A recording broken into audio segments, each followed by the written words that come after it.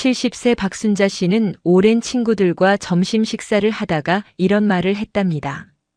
우리 아들 이번에 강남에 아파트 샀어. 30억 넘게 줬대. 그 자리가 조용해졌어요. 함께 밥 먹던 친구들이 갑자기 말이 없어졌답니다. 순자 씨는 이상했어요. 좋은 소식인데 왜 다들 그러지? 하지만 그날 이후 친구들에게서 연락이 뚝 끊겼답니다. 카톡 보내도 답이 없고, 모임 날짜를 정하자고 해도 다들 바쁘다고만 하고, 순자 씨는 나중에야 알았어요. 그 자리에 있던 친구 중 한 분의 아들은 사업 실패로 전세금도 못 뺀 상태였고, 또 다른 친구의 딸은 이혼 후 좁은 원룸에서 힘들게 살고 있었다는 걸요. 순자 씨는 자랑하려던 게 아니었어요. 그냥 기쁜 마음에 나눈 이야기였을 뿐인데, 그게 친구들에게는 자랑으로 들렸고 비교가 되었고 결국 40년 우정이 금이 간 겁니다. 혹시 여러분도 이런 경험 있으신가요? 좋은 마음의 한 말이 관계를 망친 경험요. 아니면 친구의 말에 상처받은 경험요. 나이 들수록 말 한마디가 관계를 결정합니다. 오늘은 아무리 친해도 절대 드러내면 안 되는 것들과 품격 있는 대화의 기술을 알려드리겠습니다. 여러분의 노년을 위해 중요한 시간이니까 끝까지 함께 해주세요. 자, 이야기 시작합니다. 나이 들수록 친구가 소중합니다. 가족은 각자 바쁘고 자녀들은 자기 삶을 살고 배우자마저 먼저 떠나면 남는 건 친구뿐이에요. 그래서 우리는 친구를 소중히 여깁니다. 오랜 시간 함께한 친구일수록 더 편하게 대하죠. 우리 사이에 뭐 이 정도는 괜찮겠지 하면서요. 하지만 바로 그 편함이 관계를 망가뜨립니다. 친하다고 해서 다 말해도 되는 건 아니에요. 오히려 친할수록 더 조심해야 합니다. 왜냐하면 가까운 사이일수록 상처는 더 깊게 남으니까요. 오늘 말씀드릴 5가지는 아무리 친해도 절대 드러내면 안 되는 것들입니다. 이걸 지키는 것만으로도 여러분의 인간관계는 훨씬 평화로워질 거예요. 첫째, 돈 자랑입니다. 돈 이야기는 관계를 가장 빠르게 망가뜨립니다. 우리 딸 시댁이 부자래. 차만 3대야. 나는 요즘 연금이랑 월세 받는 거 합치면 한 달에 꽤 되더라. 우리 손자 미국 유학 보냈는데 학비가 좀 들긴 하지만 투자할 만해. 이런 말들 혹시 하신 적 있으신가요? 자랑하려는 의도가 아니었을 수도 있어요. 그냥 좋은 소식을 나누고 싶었을 수도 있죠. 하지만 듣는 사람은 다르게 받아들입니다. 특히 그 사람의 형편이 어렵다면 여러분의 말은 자랑으로 들립니다. 비교가 되고 초라해지고 질투가 생깁니다. 그리고 관계는 서서히 멀어지기 시작해요. 2025년 서울대학교 심리학과 연구에 따르면 65세 이상 노인들 사이에서 관계가 틀어지는 가장 큰 원인 중 하나가 경제적 격차와 그에 대한 무신경한 언급이라고 합니다. 같은 시간을 살아왔지만 누구는 풍족하고 누구는 어렵습니다.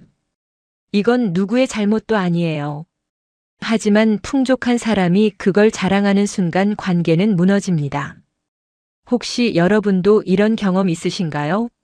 친구가 자기 자녀 자랑이나 돈 자랑을 늘어놓을 때 마음이 불편했던 경험요. 그게 바로 상대방도 여러분의 말을 들을 때 느끼는 감정입니다. 68세 김영자 씨는 친구 모임에서 이런 말을 들었답니다. 우리 며느리가 이번에 명품 가방 사줬어. 300만 원짜리래. 효심이 대단해. 영자 씨의 며느리는 명절에 5만 원짜리 선물 세트도 부담스러워하는 형편이었어요. 영자 씨는 그 말을 듣고 아무 말 못했답니다. 창피하고 초라하고 비교가 되었어요. 그날 이후 영자 씨는 그 친구와 거리를 두기 시작했답니다. 만나면 또 그런 이야기를 들을 것 같아서요. 영자 씨는 말합니다. 친구가 자랑하려던 건 아니었을 거예요. 하지만 그 말이 내게는 비수처럼 꽂혔어요. 그럼 돈 이야기를 아예 하지 말아야 할까요? 그건 아닙니다. 다만 방식을 바꾸면 됩니다. 자랑이 아니라 고민으로 이야기하세요. 요즘 물가가 많이 올라서 걱정이에요. 연금만으로는 부족해서 어떻게 해야 할지 모르겠어요. 이렇게 말하면 상대방도 공감하고 함께 이야기를 나눌 수 있습니다. 하지만 나는 괜찮아.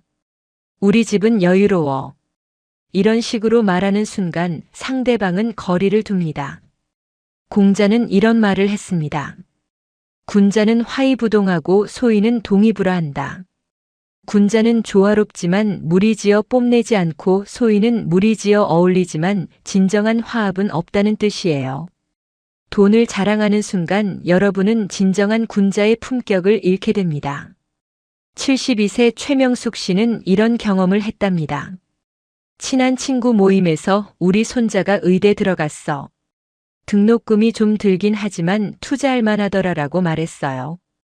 그 자리에 있던 한 친구의 손자는 대학도 못 가고 알바를 하고 있었답니다. 그 친구는 아무 말 없이 웃었지만 그날 이후 모임에 나오지 않았어요. 명숙 씨는 나중에야 알았답니다. 자기 말이 그 친구에게 상처가 되었다는 걸요. 명숙 씨는 말합니다. 나는 정말 자랑하려던 게 아니었어요. 그냥 좋은 소식을 나누고 싶었을 뿐인데. 하지만 그게 친구에게 상처가 될 줄 몰랐어요. 그 일 이후로 돈 이야기는 절대 하지 않기로 했어요. 둘째, 친구를 영업 대상으로 대하는 태도입니다. 요즘 시니어들 사이에서 이런 일이 많아졌습니다. 보험 판매, 건강식품 판매, 다단계 사업, 투자 권유 이런 것들이요. 67세 이정숙 씨는 이런 경험을 했답니다. 20년 지기 친구에게서 오랜만에 전화가 왔어요. 정수가 오랜만이다. 요즘 어떻게 지내?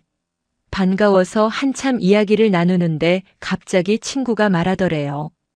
있잖아, 내가 요즘 건강식품 판매하는데 정말 좋더라. 너도 한번 먹어봐. 나한테서 사면 할인해 줄게. 정숙 씨는 그 순간 마음이 식었답니다. 나를 친구로 본 게 아니라 고객으로 본 거구나 하는 생각이 들었대요. 정숙 씨는 생각해 볼게라고 했지만 그 이후로 친구의 전화를 받지 않았답니다. 정숙 씨는 말합니다. 우리 관계가 이 정도였나 싶어서 너무 실망했어요. 혹시 여러분도 이런 전화를 받아본 적 있으신가요? 오랜만에 친구한테 연락이 왔는데 결국 뭔가를 팔려는 거였던 경험요. 그때 기분이 어떠셨어요? 실망스러웠죠? 상대방도 마찬가지입니다. 여러분이 친구에게 뭔가를 팔려고 하는 순간 그 친구는 실망합니다. 우리 관계가 이 정도였나? 하면서요. 물론 생계를 위해 영업을 하시는 분들도 있을 겁니다. 이해합니다. 하지만 친구는 마지막까지 남겨두세요. 친구에게까지 영업을 하기 시작하면 결국 친구도 고객도 모두 잃게 됩니다. 71세 강순희 씨는 이런 경험을 했답니다. 보험 설계사로 일하시는데 실적이 필요했어요. 그래서 친한 친구들에게 전화를 돌렸답니다. 이번에 좋은 상품이 나왔는데 한번 가입해봐. 나 좀 도와줘. 처음에는 몇 명이 도와줬어요. 하지만 그 이후로 친구들이 연락을 피하기 시작했답니다. 전화해도 안 받고 모임에도 나오지 않고 순희 씨는 그제야 깨달았답니다. 내가 친구들을 잃었구나. 순희 씨는 말합니다. 실적은 다시 만들 수 있지만 친구는 다시 만들 수 없어요. 그걸 너무 늦게 깨달았어요. 만약 정말로 여러분이 하는 일을 친구에게 소개하고 싶다면 방법을 바꾸세요. 권유가 아니라 정보 제공으로요. 요즘 내가 이런 일을 하고 있어. 혹시 관심 있으면 언제든 말해. 하지만 부담 갖지 마. 이렇게 말하고 그 이후로는 절대 다시 언급하지 마세요. 친구가 관심 있으면 먼저 물어볼 겁니다. 관심 없으면 그냥 넘어가는 거예요. 그게 관계를 지키는 방법입니다. 칸트는 말했습니다. 인간은 수단이 아니라 목적이어야 한다. 친구를 돈을 벌기 위한 수단으로 대하는 순간 여러분은 친구를 잃게 됩니다. 셋째, 돈을 거절할 때 정색하는 태도입니다. 69세 윤미자 씨는 이런 경험을 했답니다. 친한 친구가 급하게 돈이 필요하다며 300만 원을 빌려달라고 했어요. 미자 씨도 여유가 없었답니다. 그래서 이렇게 말했대요. 안 돼. 나도 여유 없어. 나도 형편 어려워. 정색하며 단칼에 거절했답니다. 친구는 그래 알았어라고 하고 전화를 끊었는데 그 이후로 연락이 끊겼어요. 미자 씨는 나중에야 후회했답니다. 돈을 못 빌려준 건 어쩔 수 없었지만 그렇게 차갑게 말할 필요는 없었는데 미자 씨는 말합니다. 거절하더라도 따뜻하게 거절할 걸 그랬어요. 혹시 여러분도 이런 경험 있으신가요? 친구에게 돈을 빌려달라고 했는데 정색하며 거절당한 경험요. 그때 기분이 어떠셨어요? 돈을 못 빌린 것보다 그 태도에 더 상처받으셨죠? 거절은 할 수 있습니다. 하지만 태도는 따뜻해야 합니다.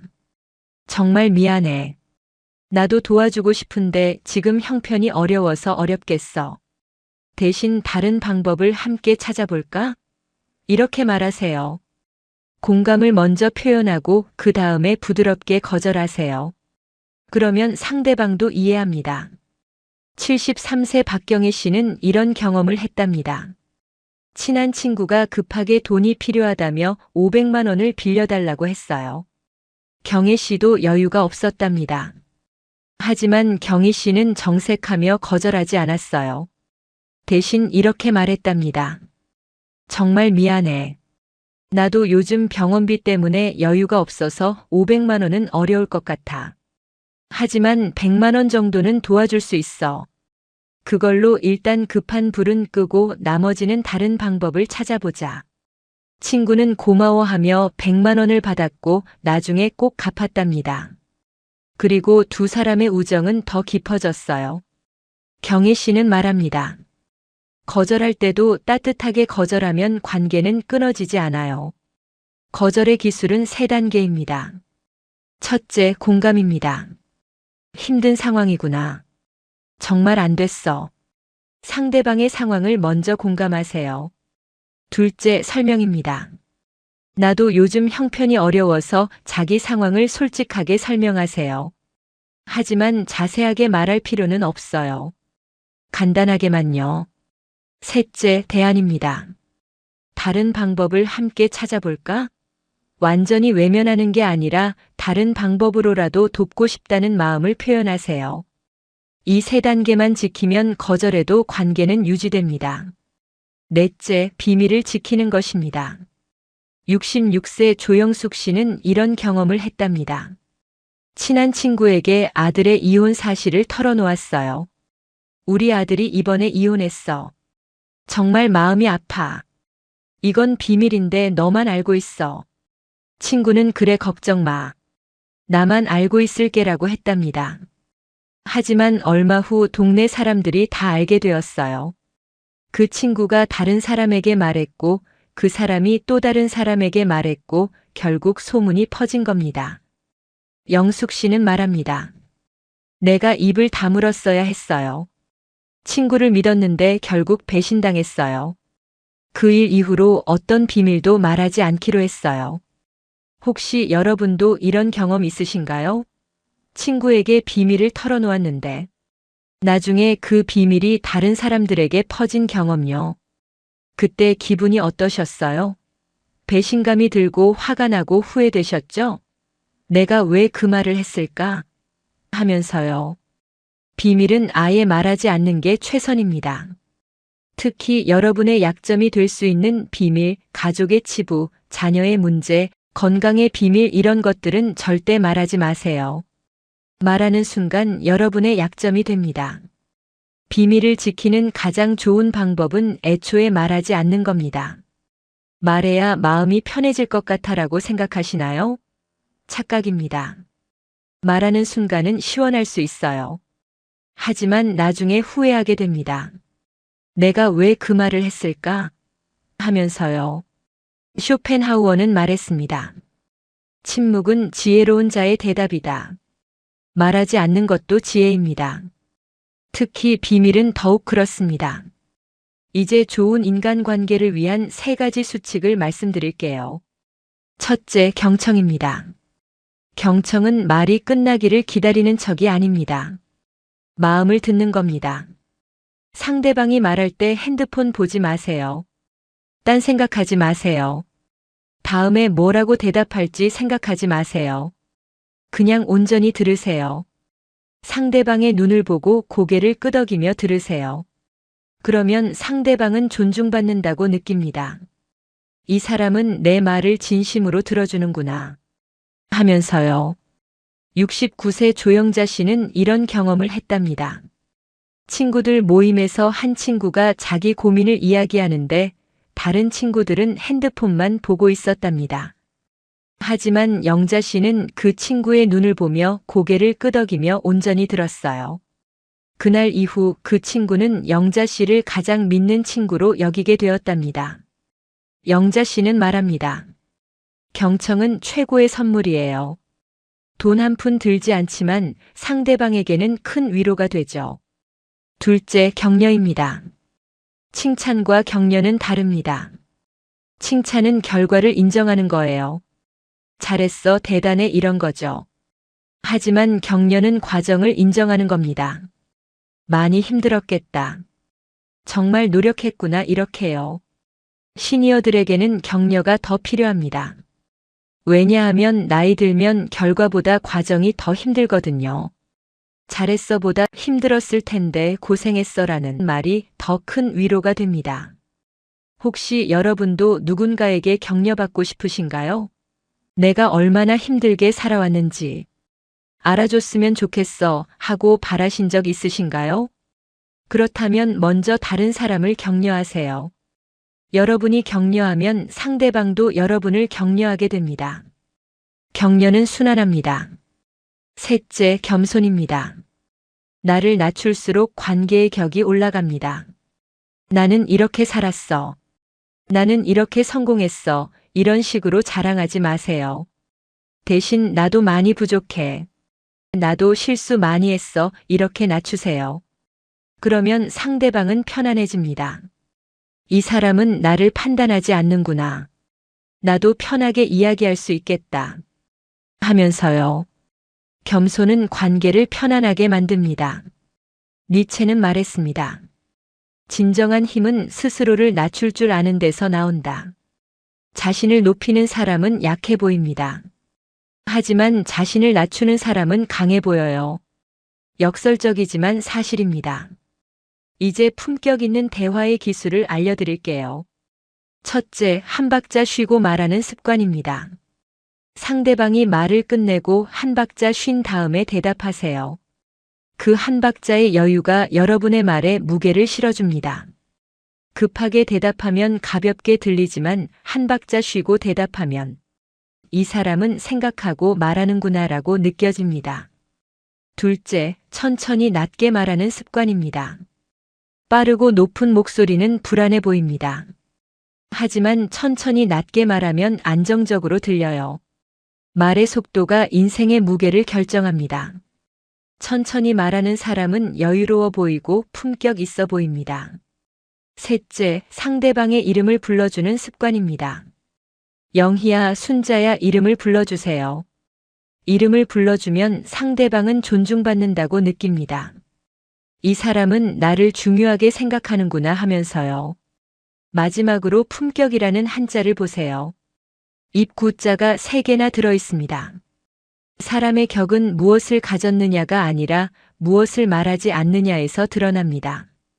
돈 자랑하지 않는 것, 친구를 영업 대상으로 보지 않는 것, 따뜻하게 거절하는 것, 비밀을 지키는 것 이런 것들이 여러분의 품격을 만듭니다. 말하는 것을 조심하는 것 그것이 바로 품격의 시작입니다. 여러분 오늘 이야기 끝까지 들어주셔서 진심으로 감사드립니다. 오늘 배운 것 중에 딱 하나만 기억해 주세요. 그것만으로도 여러분의 관계는 훨씬 평화로워질 겁니다. 혹시 주변에 이 이야기가 필요한 분이 계시다면 카톡으로 공유해 주세요. 이 영상 한번 봐봐. 나한테 정말 도움이 됐어. 여러분의 작은 나눔이 누군가에게는 큰 위로가 될 수 있습니다. 오늘 이 영상이 도움이 되셨다면 구독과 좋아요로 함께 해주세요. 여러분의 구독 하나하나가 제게는 정말 큰 힘이 됩니다. 오늘부터 말 하나를 바꿔보세요. 말이 바뀌면 관계가 바뀌고 관계가 바뀌면 인생이 바뀝니다. 여러분 한 분 한 분 모두 품격 있고 존중받는 삶을 사시길 진심으로 바랍니다. 항상 건강하시고 행복한 일만 가득하시길 바랍니다. 지금까지 황금노후였습니다. 진심으로 감사드립니다.